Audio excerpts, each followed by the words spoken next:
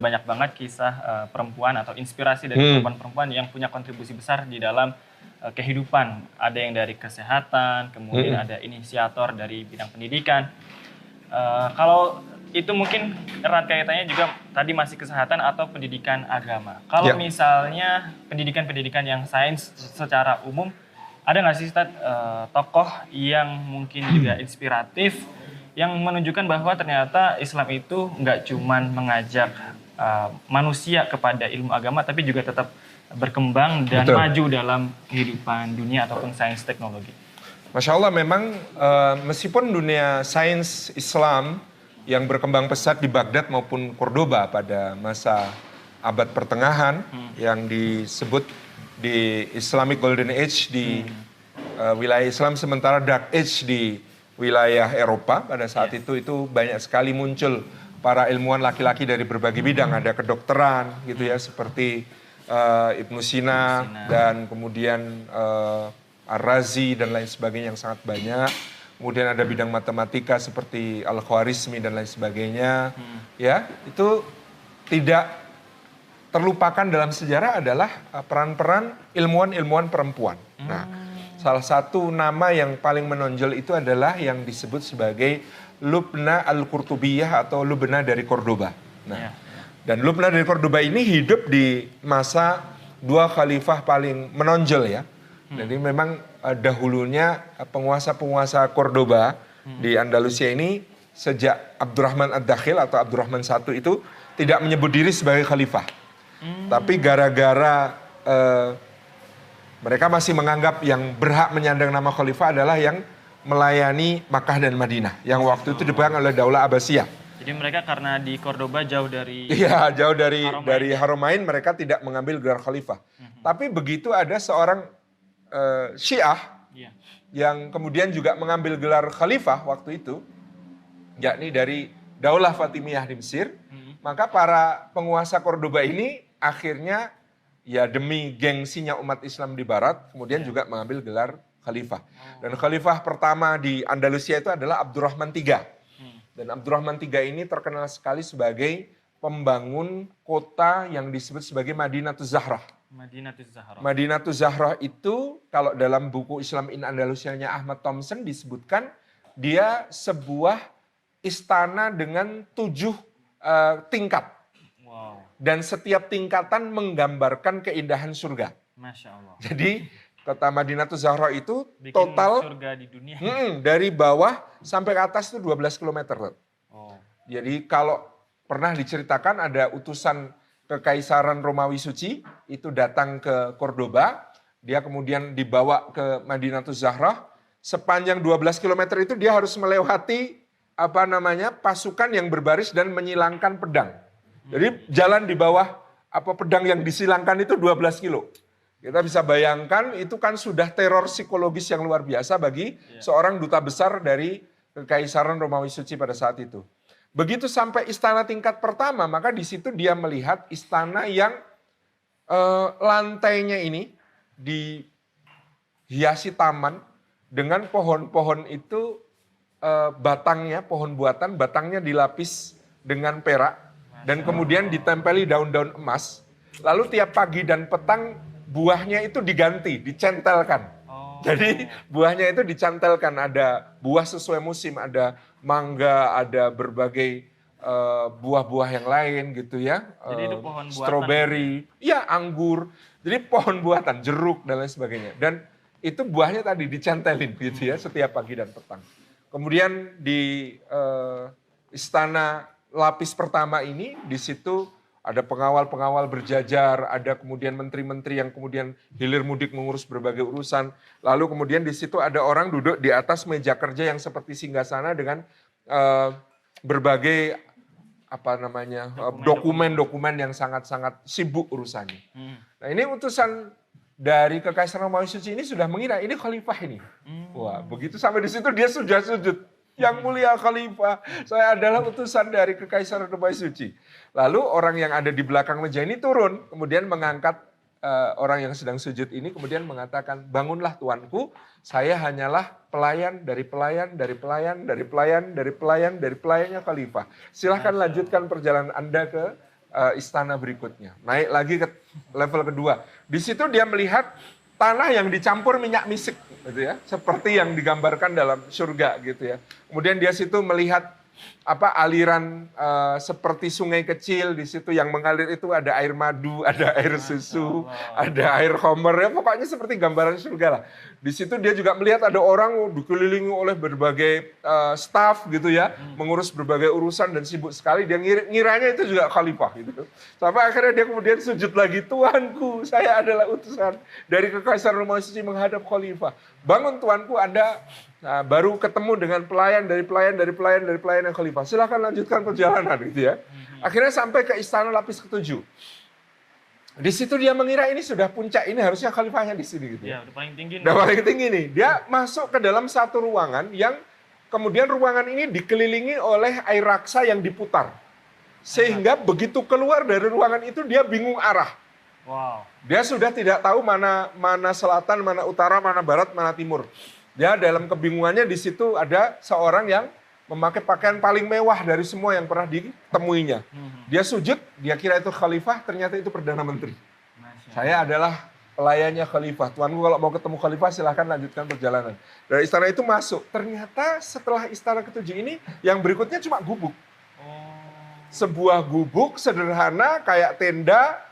Di dalam gubuk itu dia ketemu ada seorang berpakaian tambalannya itu 17. Masya Allah. Dengan sorban yang sudah lusuh.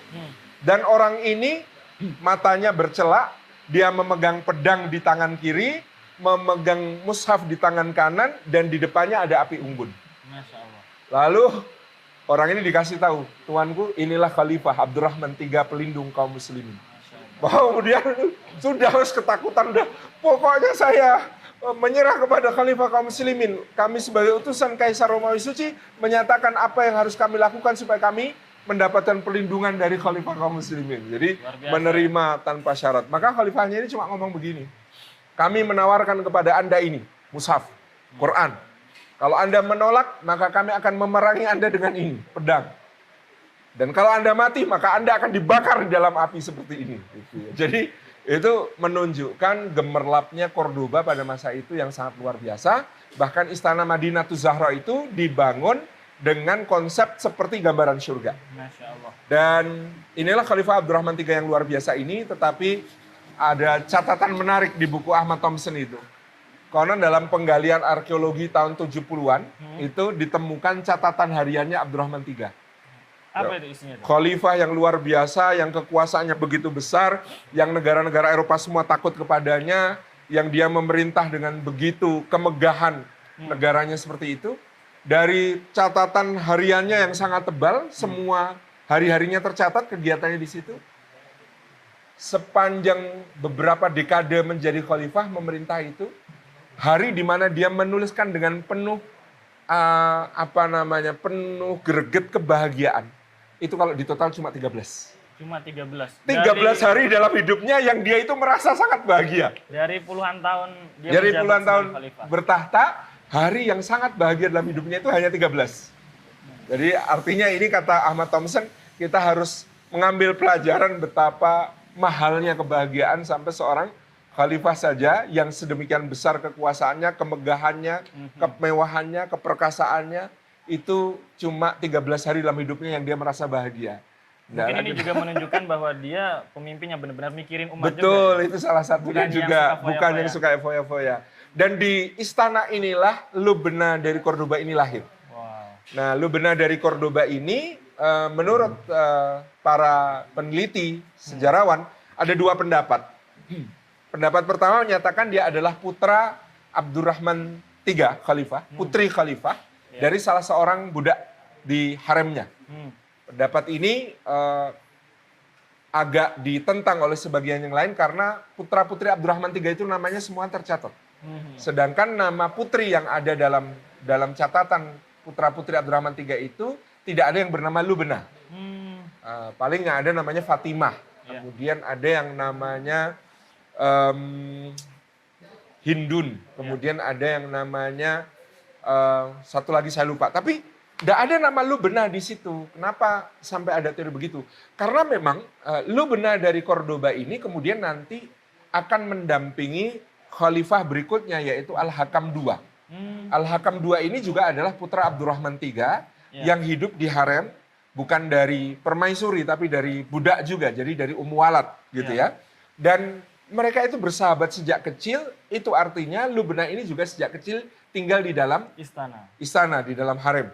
Dan ini menunjukkan bahwa Lubna ini seorang perempuan yang pastinya adalah anak salah satu Walad dari Abdurrahman III. Ini yang menjadi pendapat itu. Cuma akhirnya karena tadi namanya tidak tercatat dalam nama keluarga Abdurrahman III, sebagian ahli sirah lain lebih memilih untuk tetap menyatakan dia anak harem, anak di istana, tetapi mungkin bukan anak Abdurrahman III, mungkin hanyalah anak salah satu pejabat lain yang kemudian tinggal di istana dan kemudian menjadi sahabat sejak kecil dari Al-Hakam II, dan dia mendapatkan pendidikan terbaik di dalam istana. Jadi teman-teman kalau mendengar istilah harem istana itu ya, itu jangan membayangkan seperti yang ada dalam film-film barat. Seolah-olah isinya adalah selir-selir, tempat memuaskan birahi para sultan, para khalifah. Bukan. Dimaksud haram itu karena dia diharamkan bagi laki-laki untuk masuk, kecuali khalifah.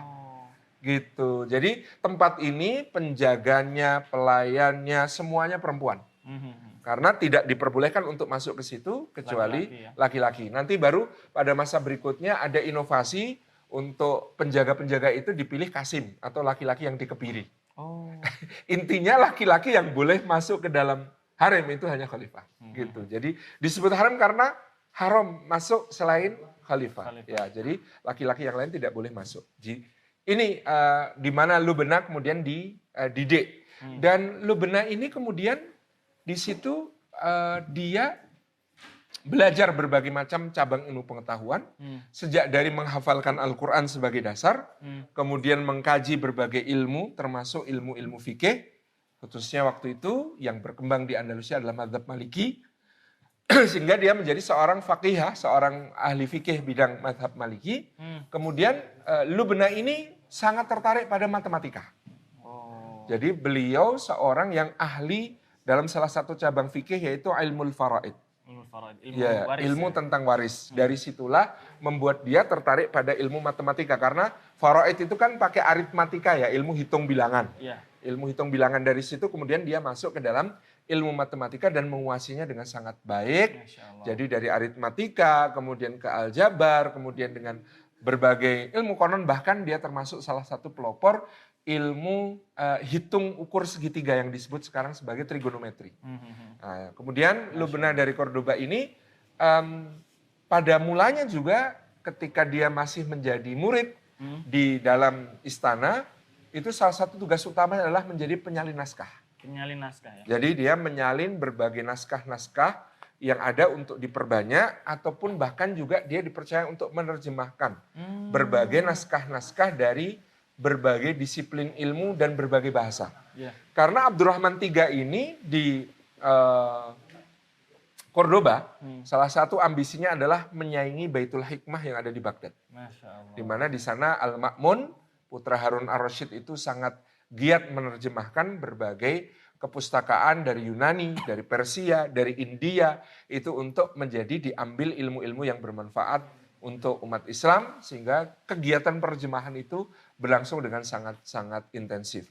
Demikian pula di Istana Cordoba, di mana Lubna menjadi salah satu pelopornya, dan dari proses penyalinan naskah, konon penyalin naskah di Istana Cordoba itu mencapai ribuan orang, termasuk salah satu yang paling menonjol adalah Lubna. Dan pada masa Al-Hakam II menjadi khalifah, pangeran yang dulu menjadi teman kecilnya ini akhirnya menjadi khalifah menggantikan ayahnya Abdurrahman III, maka Lubna ini ditunjuk menjadi pemimpin para penyalin naskah ini.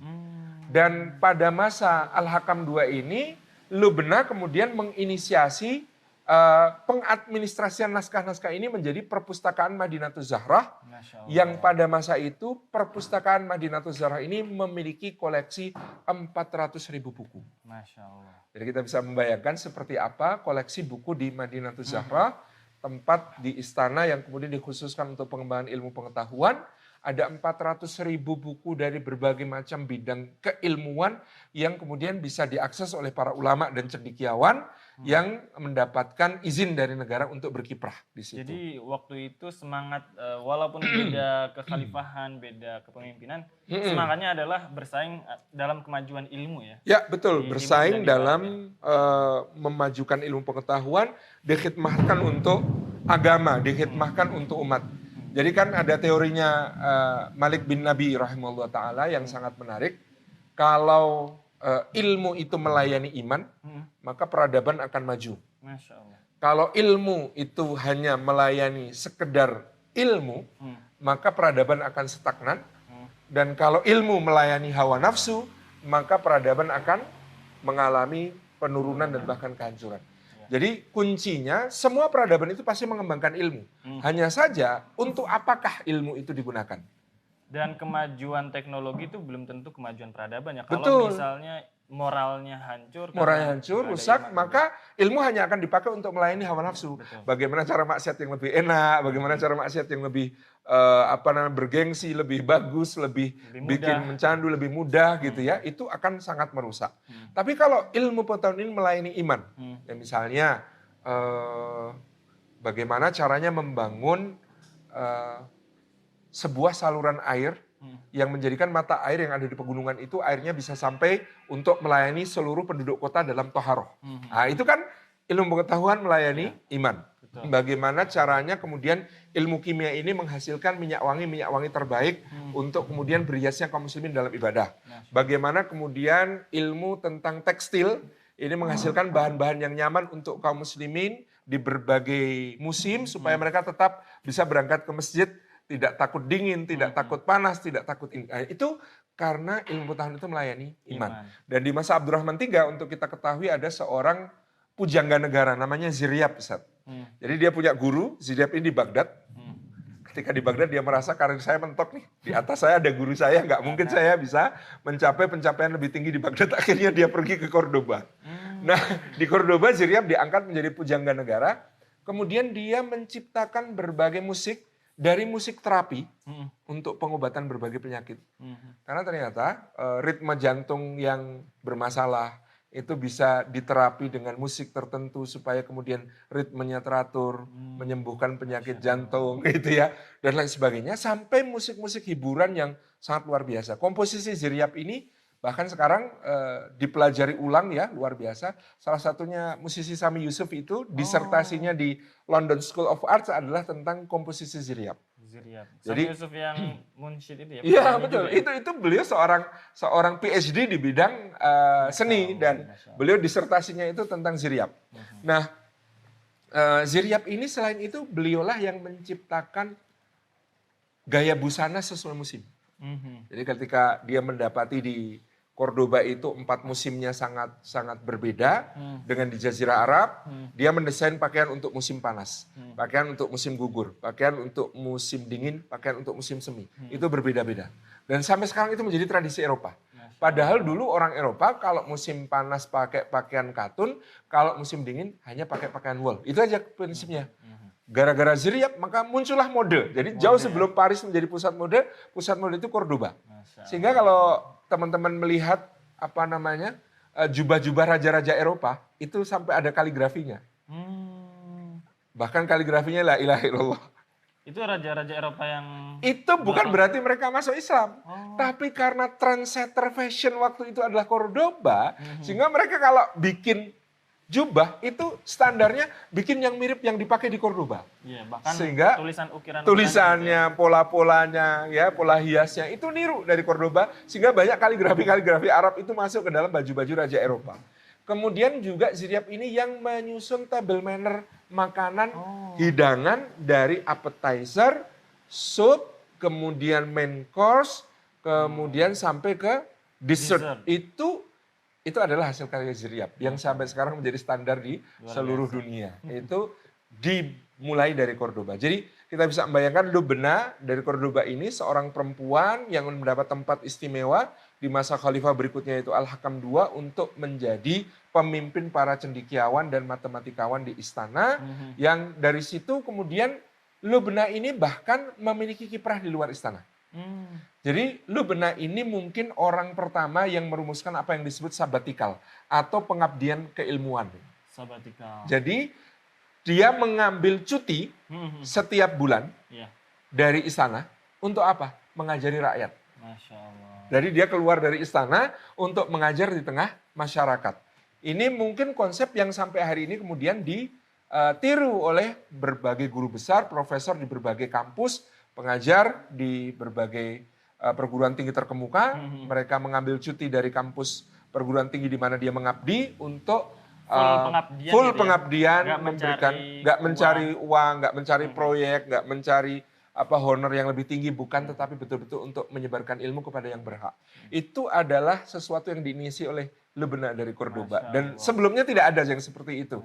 Ya, jadi Lubna mengajukan cuti khusus setiap bulan untuk bisa mengajar di luar istana. Dan ini menjadikan ilmu pengetahuan di tengah masyarakat Cordoba ini tersebar luas. Di tengah masyarakat itu menjadi sangat-sangat biasa ya, di jalan-jalan orang diskusi tentang matematika, astronomi, tentang fisika, tentang mendiskusikan tentang pengukuran keliling bumi, pengukuran jarak bintang dan sebagainya. Itu betul-betul menjadi konsumsi yang sangat awam di tengah masyarakat, berkembang dengan luar biasa. Dan inilah salah satu sumbangsih Lubna dari Cordoba yang tidak pernah terlupakan.